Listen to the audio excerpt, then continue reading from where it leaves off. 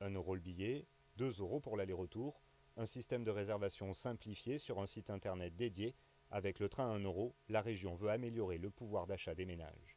C'est un moyen de déplacement performant et fiable à un tarif attractif. C'est aussi un mode de transport qui aide à préserver l'environnement.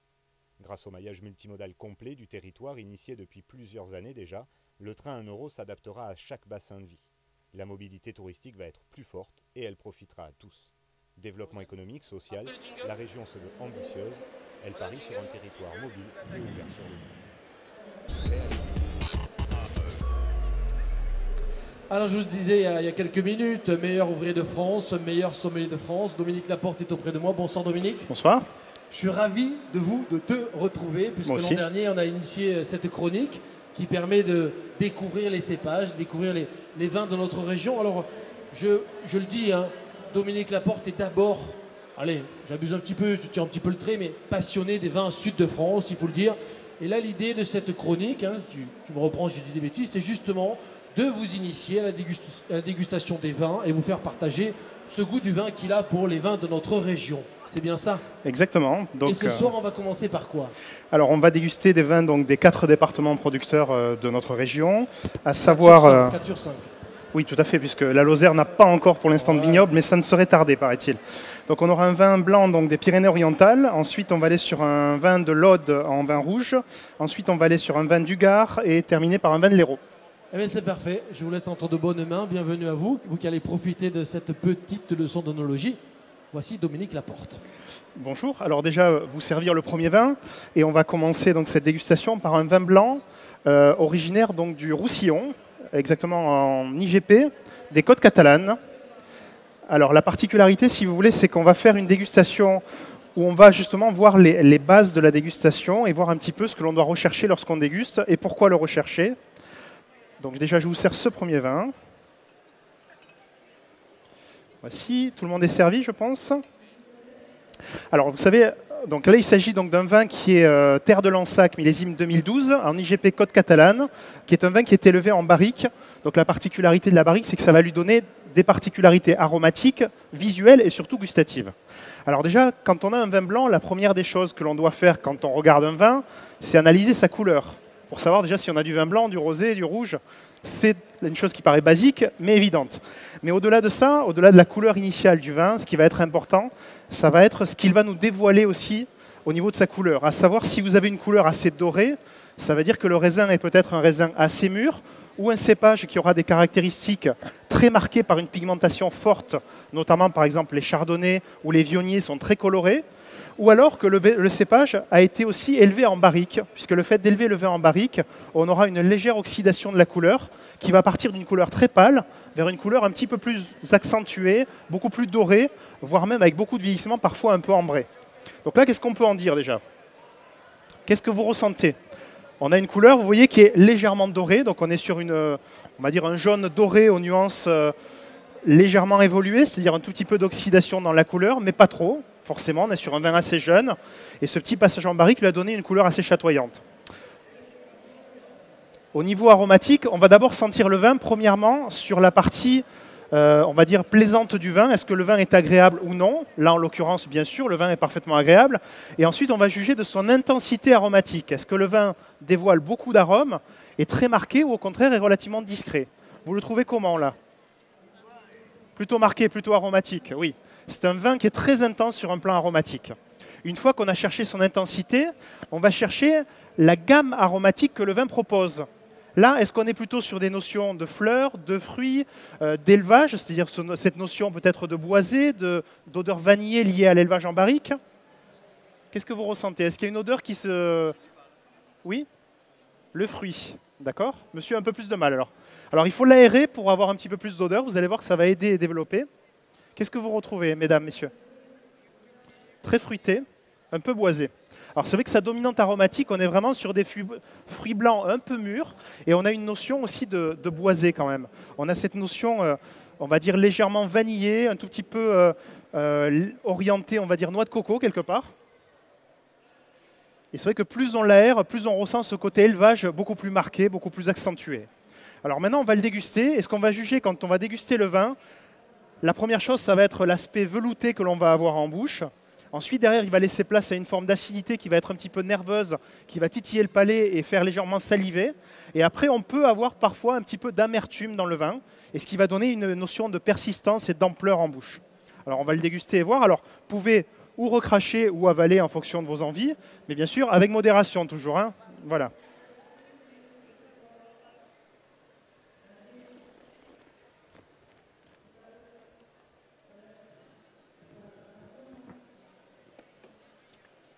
Alors, vous voyez, gustativement, on est plutôt sur un vin qui est relativement rond. On a beaucoup de velouté.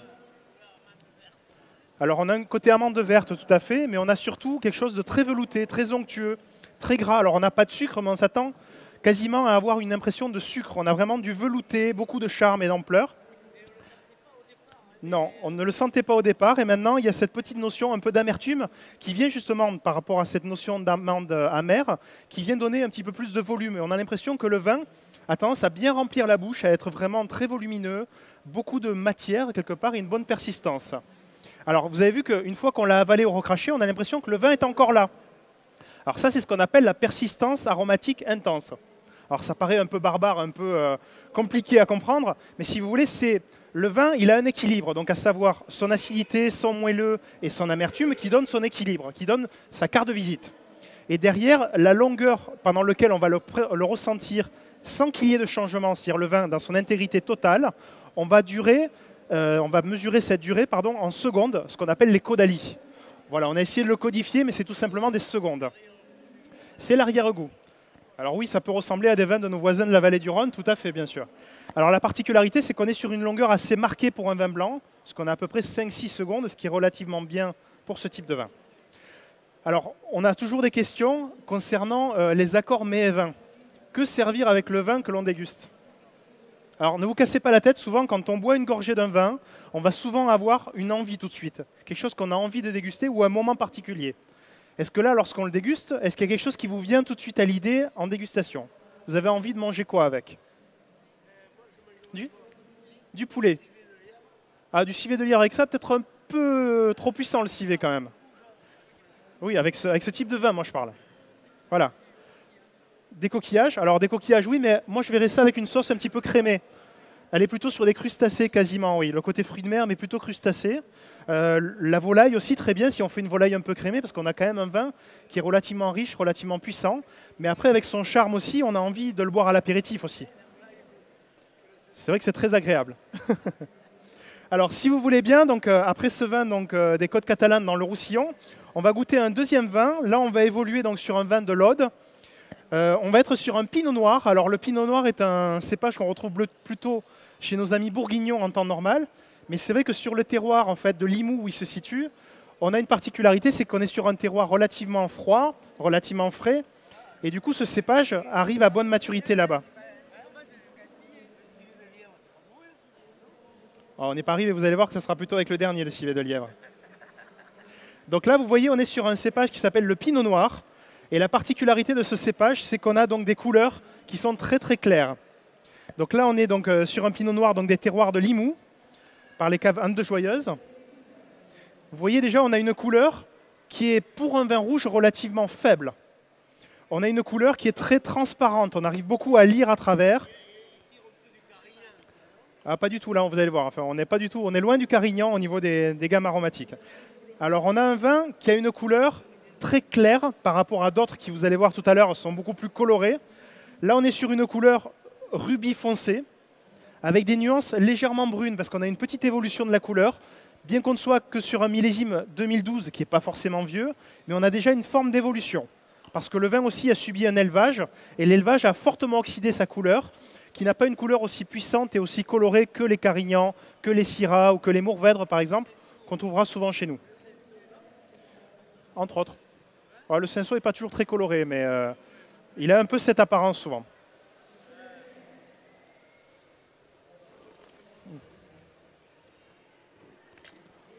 Alors, je me suis permis de goûter tout de suite pour voir un petit peu son évolution. Au niveau du nez, le nez est très discret.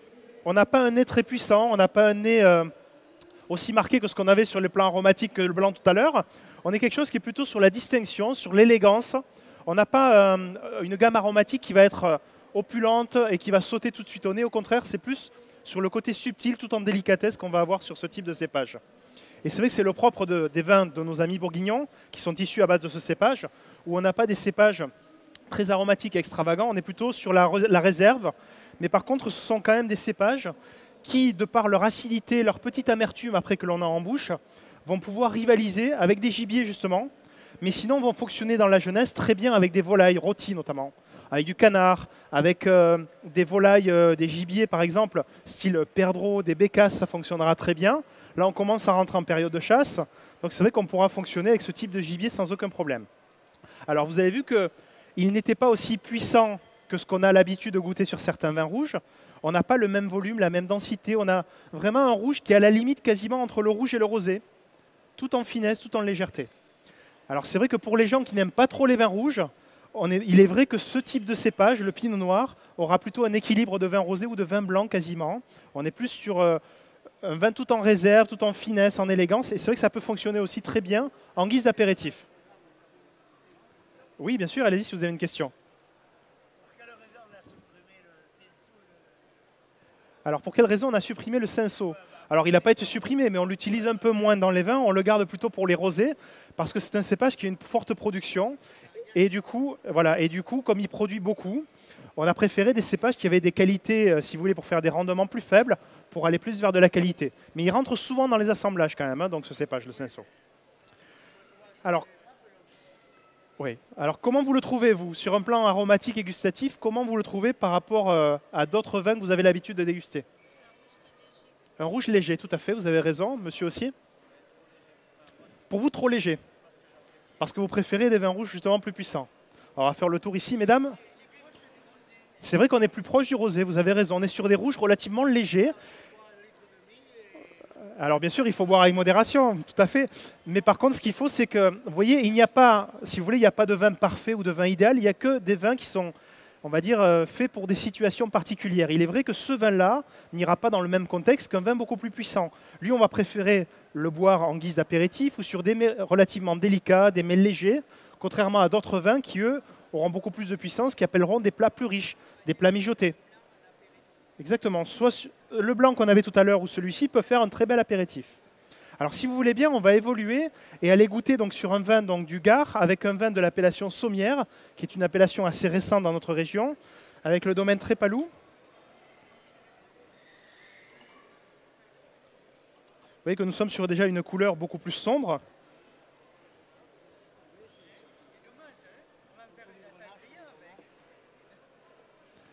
Alors, vous voyez, rien qu'à la couleur, déjà, on se rend compte que nous ne sommes pas du tout sur le même type de vin.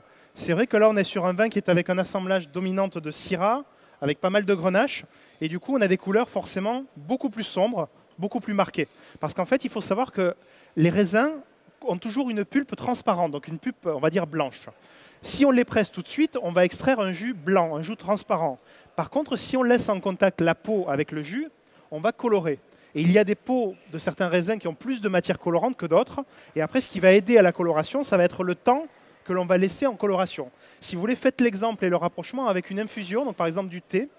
Si on laisse notre infusion de thé très peu de temps, on aura une coloration très faible. Si on le laisse plus longtemps, on aura une coloration beaucoup plus marquée, mais en même temps, on aura aussi beaucoup plus de tanins. Et votre thé, si on le laisse infuser longtemps, il sera beaucoup plus amer, beaucoup plus goûteux, beaucoup plus parfumé. Et c'est la même chose pour le vin. Les peaux vont apporter notamment la saveur et la couleur aussi. Donc là, on voit qu'on est sur des couleurs beaucoup plus marquées, beaucoup plus profondes. Vous voyez, des couleurs légèrement grenat, aux nuances un petit peu violacées, donc beaucoup plus intenses. Par contre, toujours très brillant. Ça, c'est lié à la jeunesse. Si vous voulez, un vin brillant est signe d'une bonne santé. Et ça veut dire que c'est un vin qui a encore une capacité de garde. Plus un vin brille, plus il contient d'acidité normalement, et plus il pourra se garder en principe. Oui, une question. Ah, ça c'est vieux. Là, on va rentrer dans un grand débat. Je vous en parlerai après hors antenne, alors, si vous voulez. Ce sera plus facile. Alors là, aromatiquement, vous avez une odeur qui est assez marquée, assez puissante. Je ne sais pas si vous ressentez quelque chose qui est particulier. Est-ce que vous avez cette odeur? Une odeur un peu piquante, quasiment.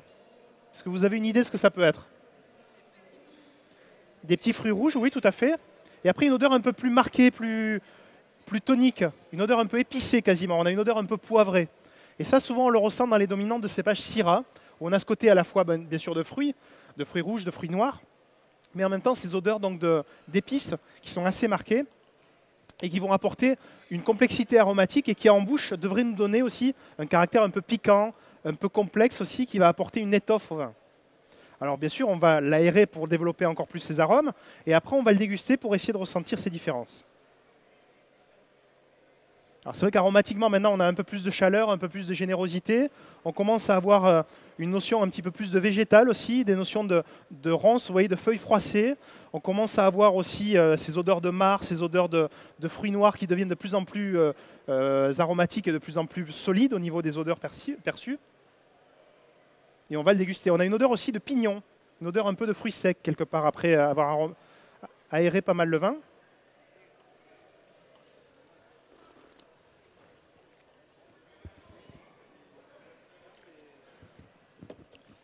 Alors vous voyez que le comportement en bouche n'a strictement rien à voir avec le premier vin, rouge.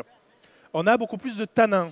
En fait, on a un vin qui est relativement rond au début, relativement soyeux, et petit à petit, on sent, après une petite touche d'acidité qui vient apporter de la nervosité et mettre en relief les parfums, derrière, on ressent sur la langue un aspect un peu râpeux. Vous voyez ce côté légèrement granuleux sur la langue qui donne l'impression que notre langue est devenue du papier à poncer. Alors plus la taille du grain est grosse, plus c'est grossier au niveau de ce qu'on appelle les tanins, et plus c'est fin, plus ce sont des tanins délicats. Là, en l'occurrence, on a des tanins très fins, très soyeux, très délicats. Voilà, c'est relativement fin. Même si le vin a beaucoup de matière, on a quand même beaucoup d'élégance et de finesse dans ce vin, parce que vous avez aussi de la rondeur apportée par la forte maturité du raisin, qui va lui donner donc ces 12 à 13% d'alcool qu'on va avoir au final, qui vient apporter aussi de la rondeur et de la suavité. C'est vrai que tous les vins contiennent à peu près ce degré d'alcool, mais qui est le juste équilibre pour avoir un vin qui justement aura une bonne fraîcheur, une bonne rondeur et des tanins suffisamment puissants pour donner une bouche aussi volumineuse. Alors là, c'est vrai qu'on n'a pas les mêmes envies quand on déguste ce vin. Là, vous auriez envie de goûter quel type de mets, quel type de préparation avec ça? Plutôt du canard, oui, c'est vrai qu'il y aura plus de goût. On appelle plutôt un plat plus travaillé. La même chose aussi? De la viande rouge, oui. Du civet, tout à fait. Là, vous voyez qu'on peut aller sur des plats beaucoup plus puissants, beaucoup plus travaillés, beaucoup plus riches aussi, parce que le vin a plus de matière.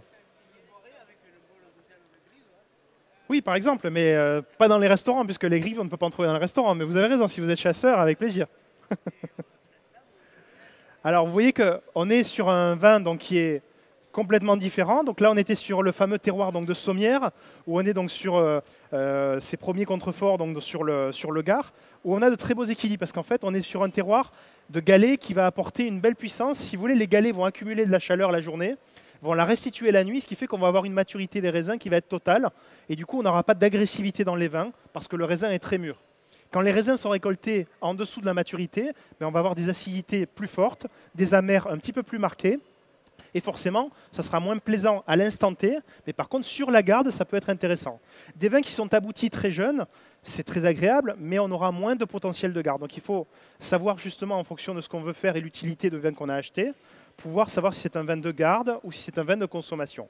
Là, il est clair qu'on a déjà plaisir à le consommer, mais en même temps, le garder 4-5 ans, il n'y aura aucun problème. C'est un vin qui peut tenir aussi quand même sans aucun problème. Donc là, on était sur un millésime encore assez récent, hein, sur 2012. Donc imaginez qu'on peut le garder encore pas mal de temps. Ah non, ça a été un très beau millésime, alors faible en rendement bien sûr, mais un très beau millésime. Alors on va déguster le vin suivant, donc le Minervois à la Livinière, si vous voulez bien. Alors donc là on part dans l'Aude. Donc on part dans la zone du Minervois. Pardon, non. Oui. Voici.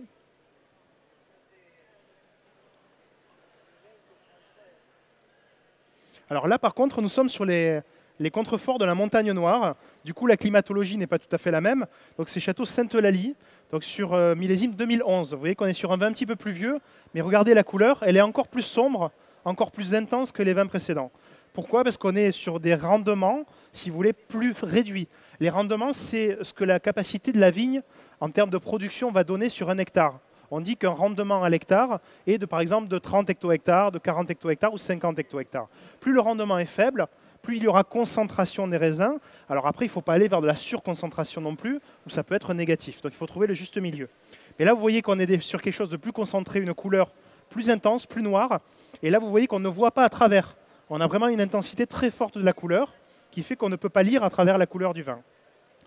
Alors aussi, on est sur une dominante de cépage Syrah, donc une Syrah qui est toujours très colorée, contrairement au Grenache ou au Cinsault qui sont moins colorés.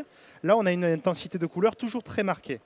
Vous voyez qu'aussi, à la surface du vin, on a tendance à avoir un beau renvoi de la lumière. Vous voyez, on a un côté éclatant sur la surface. Ça, c'est lié à l'acidité, à la jeunesse du vin aussi. Plus un vin est jeune, plus il est acide, et plus il renvoie de la lumière. Donc un vin en bonne santé, normalement, a toujours une belle luminosité à la surface. Là, on a de la chance avec les spots d'avoir une belle luminosité. Donc c'est signe de bonne santé d'un vin.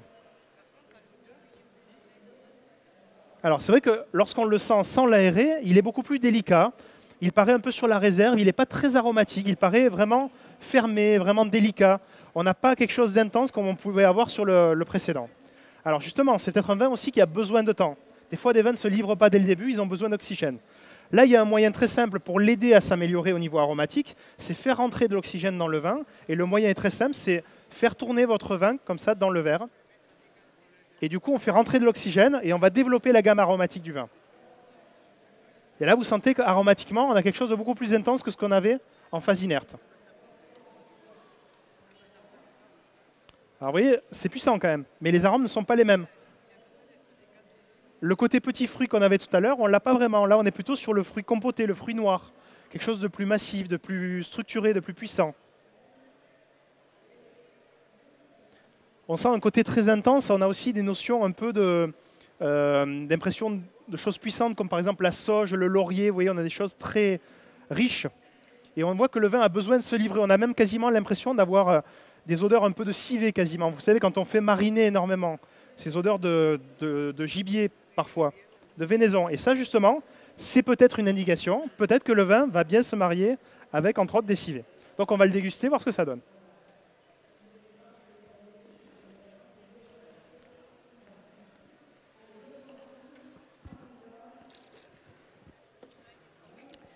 Alors, je viens d'entendre cette demoiselle qui nous disait « celui-là, il est fort ». Alors c'est vrai qu'il est beaucoup plus puissant. En bouche, on sent qu'il est quand même beaucoup plus présent, il remplit beaucoup plus la bouche. Il a un caractère alors plus généreux aussi, donc il y a une impression de chaleur beaucoup plus marquée. Les tanins sont très puissants, et surtout, la différence qu'on a par rapport au vin précédent au niveau des tanins, c'est que les tanins sont soutenus par une très belle acidité, ce qui fait que tanin plus acidité donne une impression d'avoir encore plus de volume au niveau de cette agressivité. Il est plus fort que la température du corps, me dit monsieur. Alors je pense pas, non, on n'est pas sur des degrés pareils. Mais par contre, ce qui est intéressant, c'est qu'on est sur un vin qui est relativement riche, relativement structuré, et du coup, compte tenu de son agressivité comme ça, pour l'instant, de ces tanins qui sont beaucoup trop jeunes, c'est juste une question de temps, c'est que c'est un vin qu'il ne faudrait pas boire avant 5 ans. Et il faudrait ensuite le garder après peut-être 10, 15 ans, suivant les conditions, bien sûr, de vos caves. Mais on sent surtout que c'est le genre de mets que l'on va devoir servir avec ce vin qui vont être puissants. On voit que c'est un vin qui appelle de la gourmandise et des plats relativement riches. Et c'est vrai que compte tenu du fait qu'on a les tanins qui sont très râpeux, très puissants pour l'instant sur la langue, on a envie d'aller sur des mets relativement confits. Par exemple, une préparation d'agneau, par exemple, confit, qui aura cuit très longtemps, où la viande va devenir un petit peu plus fondante et va se déliter à la cuisson. Du coup, ça va être beaucoup plus gras aussi au niveau du palais. Donc cette impression de gras qui va recouvrir le palais va permettre du coup de ressentir moins d'agressivité dans les vins et d'avoir un vin qui paraîtra plus léger, plus suave. Tout ce qui va être marinade, daube, toutes les cuissons longues, tous les gibiers aussi fonctionneront très bien. Et on peut aussi essayer, alors pas avec 50 000 fromages, mais avec un fromage qui fonctionnera très bien, un fromage relativement riche en onctuosité, riche avec une croûte un peu amère, le Saint-Nectaire notamment, fonctionnera très bien, parce qu'on a l'onctuosité, si vous voulez, du fromage de vache qui va être relativement gras, et derrière l'amertume qui va venir amoindrir l'impression amère et l'impression tannique du vin. Vous voyez que vraiment, il n'y a pas forcément besoin d'avoir appris beaucoup de choses au niveau du vin pour savoir en gros quel plat servir avec le vin. Alors ce qui est très important, c'est qu'on se rend compte que ce vin paraît plus chaleureux. On a l'impression qu'il est plus chaud. En fait, c'est juste une impression par rapport à sa structure, mais par contre, ce qu'il y a, c'est qu'il faut faire attention à ne pas le servir trop chaud justement, parce que si on le sert trop chaud, on ne sentira quasiment que l'alcool. Donc il faut toujours faire attention de servir les vins aux bonnes températures, c'est-à-dire entre 16 et 18 degrés. ce qui est le maximum pour des vins rouges. Puisque votre verre, lui, va être à température ambiante aux alentours de 24-25 degrés. Et du coup, forcément, il va être encore plus chaud. Et après, c'est la générosité, la chaleur du vin qui va ressortir. Alors, parmi ces 4 vins, on va faire un tour un peu, savoir quelle a été votre préférence. Mademoiselle, votre préférence. Le vin blanc, d'accord, monsieur? Le premier vin blanc et le deuxième vin rouge, donc le vin de Sommières, d'accord, monsieur? Le vin blanc et donc ce dernier vin du Minervois. Madame? Le vin blanc et le dernier, d'accord. Madame? Pareil. Le blanc et le dernier? Pareil aussi. Donc il y a l'unanimité en gros sur le vin blanc. Ça c'est clair, tout le monde l'unanimité. Et le dernier vin rouge a l'air d'avoir retenu beaucoup de suffrages. Donc j'espère en tout cas que... Alors voilà, bon, c'est sûr qu'après il faut le boire parce qu'aussi par rapport à notre culture régionale, on a l'habitude d'avoir des vins relativement puissants. Mais si on parle avec des gens qui sont originaires de régions plus au nord où les vins sont plus légers, peut-être ils préféreront le premier vin rouge qui est justement plus léger, plus délicat. Et justement, Jean-François, tes préférences en matière de vin? J'ai presque envie de dire les tiennes, Dominique.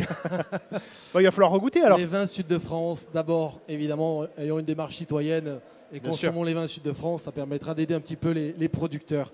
Est-ce que vous êtes bien, est-ce que vous avez appris des choses? Est-ce que vous êtes bien régalé avec Dominique?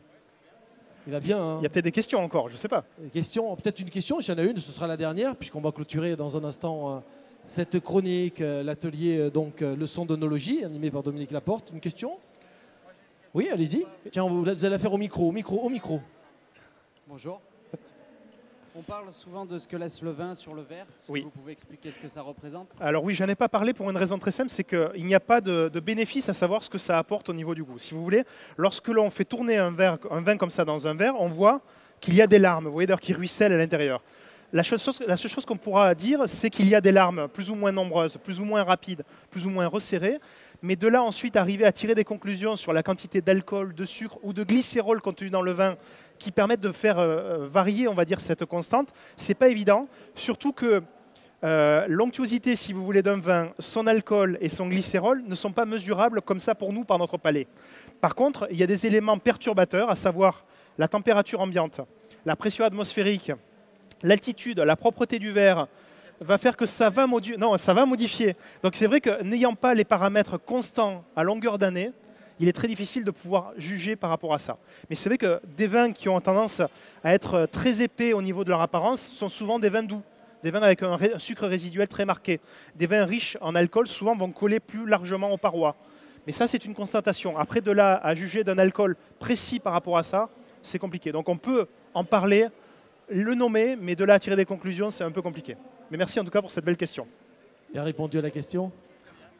Merci Dominique. Il ne reste plus qu'à vous remercier, mesdames, messieurs. Également, merci beaucoup à Dominique. Pour vous dire également que cette chronique, comme toutes les autres aujourd'hui, vous les retrouvez sur larégion.tv. Elles sont rediffusées, mais vous les avez mieux que ça, en ce qu'on appelle en vidéo à la demande. Donc vous pouvez les regarder vous-même. En recherchant bien, vous allez trouver Dominique Laporte. On vous donne rendez-vous demain matin à 11 h, le MAG en direct. Merci, bonsoir.